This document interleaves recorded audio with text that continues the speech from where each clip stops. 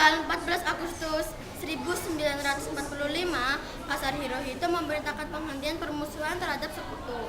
Setelah sebelumnya, yaitu pada tanggal 6 dan 9 Agustus 1945, sekutu menjatuhkan bom atom di kota Hiroshima dan Nagasaki. Berita tentang gencatan senjata yang dilakukan oleh Jepang ini disiarkan di radio Jepang dari Tokyo. Ternyata siaran tersebut tertangkap di Indonesia dan Sultan Syahrir mendengarnya. Apakah kalian sudah mendengar berita tentang Jepang? Belum, Bung. Benarkah itu? Apa yang terjadi dengan Jepang? Dari yang kudengar, sekutu telah menjatuhkan bom di kota Hiroshima dan Nagasaki. Oleh sebab itulah Jepang melakukan gencatan senjata. Kalau begitu, kita harus segera memproklamirkan kemerdekaan. Benar itu. Jepang sudah tidak ada wewenang lagi di negeri kita. Kita harus memanfaatkan momen ini.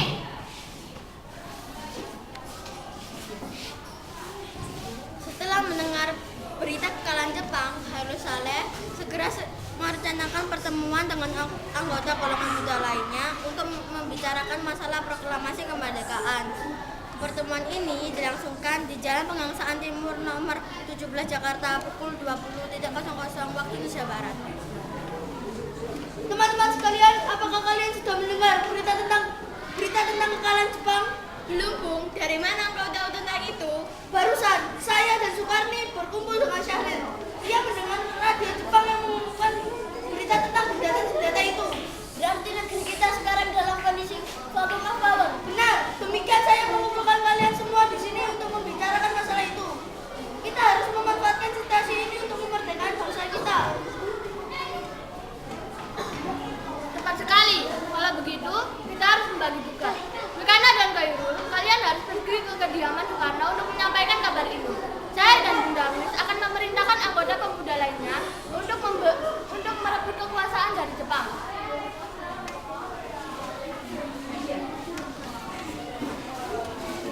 Kediaman Soekarno, Jalan Pegangsaan Timur nomor 56 Jakarta pukul 22.00 waktu Indonesia Barat. Terjadi perdebatan serius antara golongan pemuda dengan Soekarno.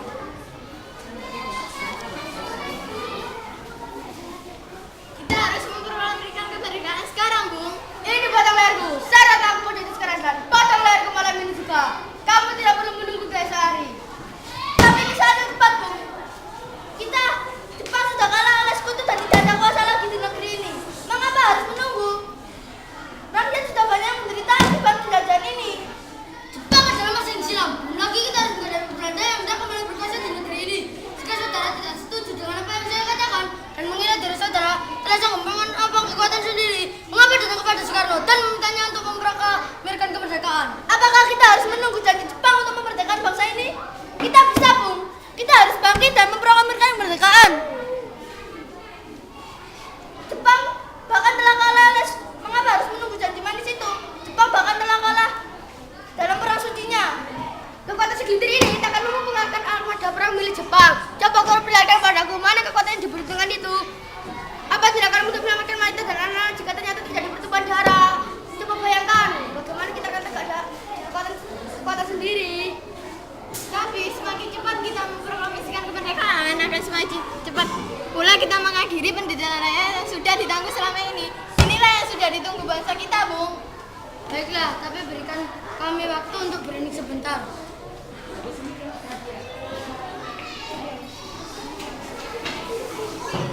Kemudian, para anggota golongan tua yang berada di kediaman Soekarno langsung membicarakan permasalahan tersebut.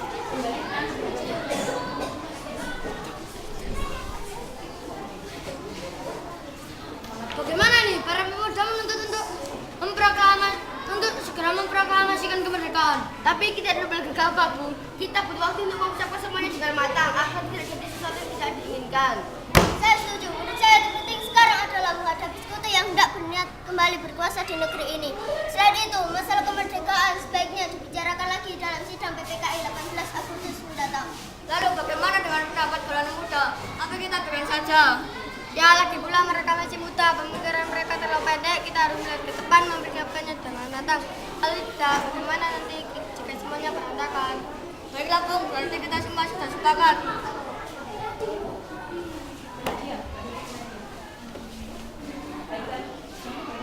Setelah selesai berunding, para golongan tua segera menemui para anggota golongan muda yang menunggu di luar ruangan. Setelah kami berunding tadi, kami memutuskan untuk tidak tergesa-gesa mengenai hal proklamasi kemerdekaan. Hal ini masih dibicarakan lagi dalam sidang PPKI. 2, 1. Dipulihkan Soekarno dan Muhammad Hatta oleh para pemuda.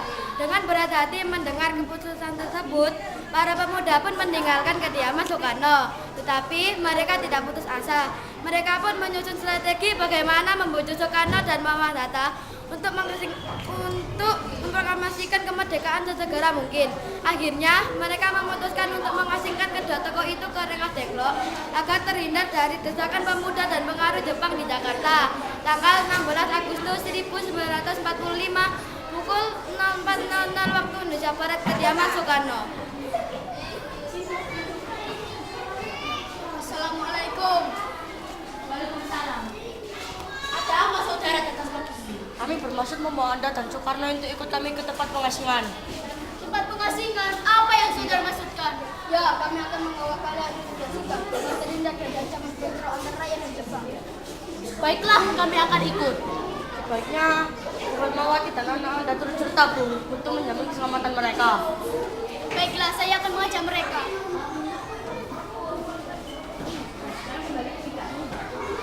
Hilangnya Soekarno dan Muhammad Hatta secara strategi itu menimbulkan kepanikan di kalangan para pemimpin di Jakarta. Peristiwa ini baru diketahui oleh Mr. Ahmad Subarjo pukul 8 pagi.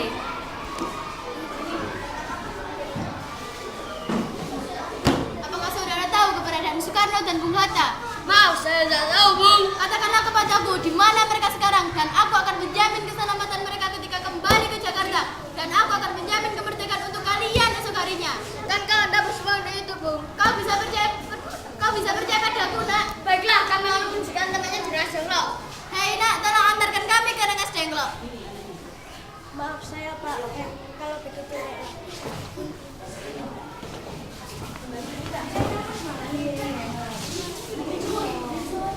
Perundingan dengan Soekarno di Rengas Dengklok.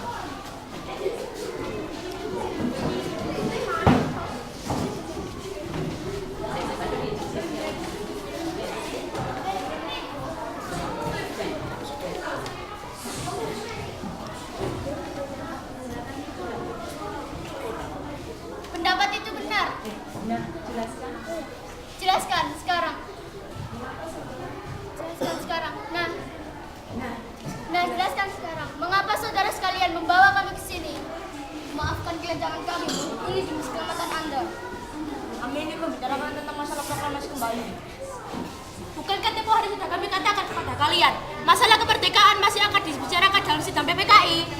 Memang benar adanya, tetapi kami semua berpendapat mengapa menunggu hasil sidang PPKI. Kalau kita bisa bergerak dengan kuat sendiri, PPKI itu punya Jepang, Bung. Kami ingin memproklamasikan kemerdekaan tanpa ada campur tangan dari Jepang. Pendapat itu benar, namun kita masih terlalu dini untuk memproklamasikan kemerdekaan. Selain itu, kita belum membutuhkan bantuan dari Jepang untuk merdeka. Bagaimana bila perkataan Jepang tentang kemerdekaan kita adalah jantung manis belaka? Apa yang akan Anda lakukan? Apakah akan selamanya menunggu janji itu, Bu? Kita harus memproklamasikan kemerdekaan sekarang juga. Demi rakyat Indonesia yang bertahun-tahun terbelenggu oleh penjajahan tanah air mereka sendiri. Mereka bangga dan sekarang saatnya. Tenang saudara sekalian, mari bicarakan semuanya dengan kepala dingin. Tidak perlu ada ketegangan, oke?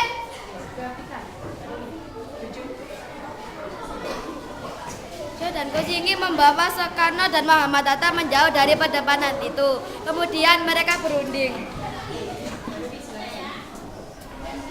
Saya mengerti perhitungan Anda berdua mengenai masalah proklamasi ini. Kita memang belum mempertimbangkannya semuanya dengan matang. Tapi saya percaya kita dapat bangkit dan memanfaatkan situasi ini. Kesempatan tidak akan datang dua kali, Bu. Apa yang mereka katakan benar adanya dan saya mendukung mereka. Tetapi, apakah kita bisa? Akankah semua ini mungkin dilakukan? Tentu mungkin, Bu. Asal kita berusaha, tentu kita akan temukan jalan keluarnya. Lagi pula, para pemuda di Jakarta sedang menyusun strategi pertahanan untuk mencegah serangan dari Jepang atau sekutu yang tidak menerima proklamasi bangsa kita. Baiklah, saya setuju. Kita akan memproklamasikan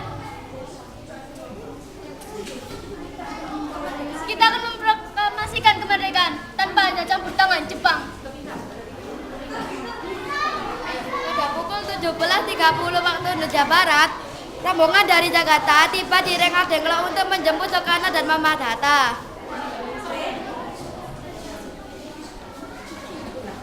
Syukurlah kalian semua baik-baik saja. Jadi bagaimana keputusannya? Kami setuju kemerdekaan akan dilaksanakan tanpa campur tangan Jepang. Lalu kapan kita akan melaksanakannya? Menurut saya bagaimana jika besok pasukan pemuda di Jakarta sudah bersiap? Jika mungkin, ya kita akan melaksanakannya esok pagi.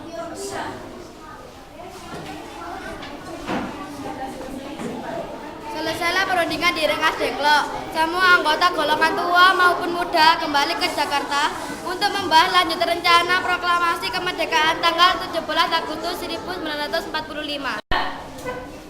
Tanggal 16 Agustus 1945 pukul 23.00 waktu Indonesia Barat, rombongan tiba di Jakarta.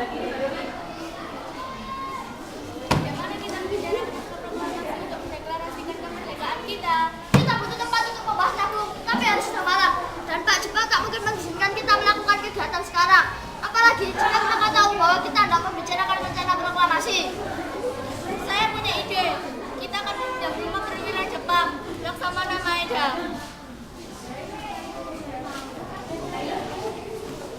Rombongan kemudian berangkat ke rumah Laksamana Maeda di Jalan Imam Bonjol nomor 1.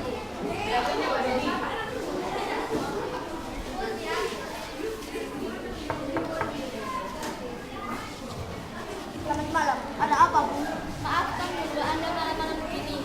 Kami perlu tempat untuk membicarakan rencana kemerdekaan yang akan dilangsungkan esok hari. Benarkah itu? Kalau begitu masuklah.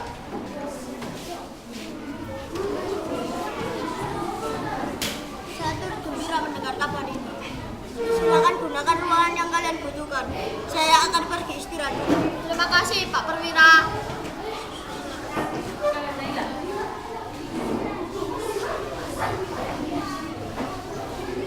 Perumusan teks proklamasi dilakukan di rumah makan Maeda.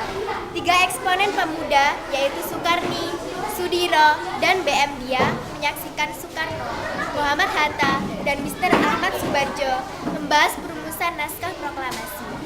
Acara perumusan naskah proklamasi berjalan lancar. Tidak ditemukan kesulitan untuk menemukan rumusan yang tepat. Sebagai hasil pembicaraan mereka bertiga, diperolehlah rumusan yang ditulis tangan oleh Soekarno. Pada tanggal 17 Agustus 1945, pukul 04.00 waktu Indonesia Barat, dibacakanlah rumusan naskah proklamasi untuk yang pertama kalinya di depan para hadirin yang berada di rumah Maeda yang langsung disetujui. Namun, kemudian timbullah persoalan tentang siapa saja yang akan menandatangani naskah proklamasi. Saya sebaiknya naskah ini harus ditandatangani oleh anggota PPKI. Memang kenapa? Lantas siapa yang menandatangannya? PPKI kan lembaga bentukan Jepang. Kita sudah sepakat untuk melaksanakan proklamasi tanpa campur tangan Jepang. Oh benar, Nak. Bagaimana ini, Bung? Adakah dari kalian punya pendapat untuk menyelesaikan masalah ini? Bagaimana jika naskah ini ditandatangani oleh para hadirin yang saat ini? Seperti Amerika ketika menulis teks deklarasinya. Jangan, kita tak perlu meniru, kita harus berbeda dari bangsa lain. Lalu, bagaimana Bung Karno? Karena ini semua berkat jasa-jasa Indonesia. Berarti atas nama bangsa Indonesia. Saya setuju dan saya punya usul yang menulis teks cukup barang saja, yaitu Anda dan Bung Hatta sebagai wakil dari bangsa Indonesia. Bagaimana? Usul yang bagus. Bagaimana hadirin? Kami setuju.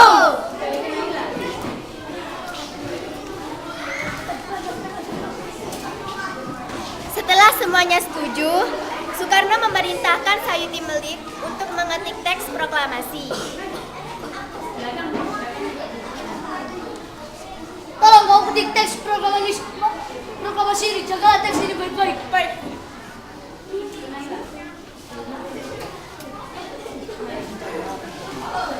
Sayuti Melik pun mengetik teks tersebut.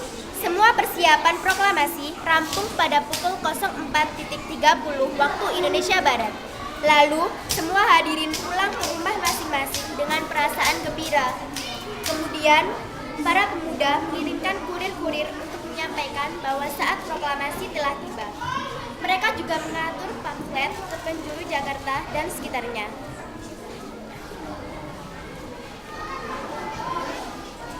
Pengeras suara diusahakan adanya. Semua dilakukan agar rakyat dapat turut menyaksikan momen paling berharga untuk bangsa Indonesia.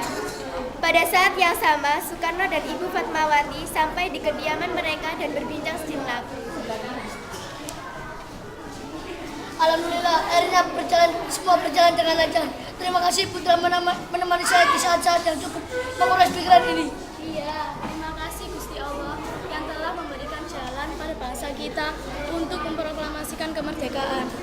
Oh iya Pak, apakah kalian sudah merencanakan bagaimana proklamasi besok akan berlangsung? Sudah, kita akan melaksanakan upacara bendera yang nantinya akan diiringi lagu Indonesia Raya karya Bung Supratman. Bendera, lantas bagaimana? Ya ampun, Bapak Semilu, Bapak. Kalau begitu, bagaimana jika ibu saja yang menjadi benderanya? Tapi ibu tidak punya kain Pak, kain yang ada hanya kain merah dan putih, apa tidak apa-apa? Tentu saja, warna merah dan putih memiliki makna yang bagus. Merah berarti keberadaan bangsa Indonesia melawan penjajah dan putih merupakan sejarah kita. Buatlah bendera yang sederhana.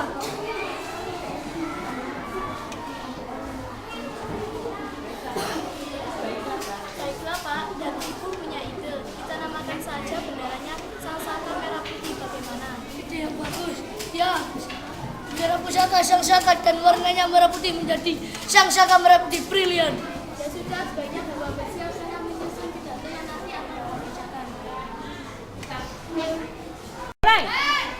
Hari Jumat pada tanggal 17 Agustus 1945 pukul 10.00 waktu Indonesia Barat. Di Jalan Pegangsaan Timur nomor 56 dilangsungkan proklamasi kemerdekaan Indonesia. Sesaat sebelum upacara dimulai.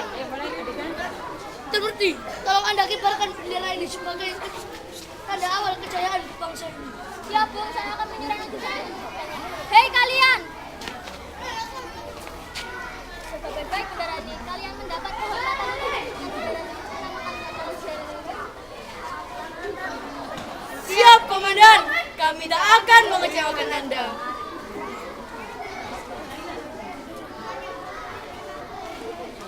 Tiba saatnya upacara proklamasi kemerdekaan Indonesia. Tokoh-tokoh pejuang Indonesia telah hadir di lokasi. Di antaranya yaitu Mr. A.A. Maramis, H.O.S. Cokroaminoto, Oto Iskandar Dinata, Ki Hajar Dewantoro, M. Tabrani, dan lain-lain. Suasana menjadi sangat hening. Soekarno dan Hatta dipersilahkan maju beberapa langkah dari tempatnya semula. Soekarno mendekati mikrofon dengan suaranya yang lantang dan mantap. Soekarno pun membacakan pidato pendahuluan sebelum beliau membacakan teks proklamasi.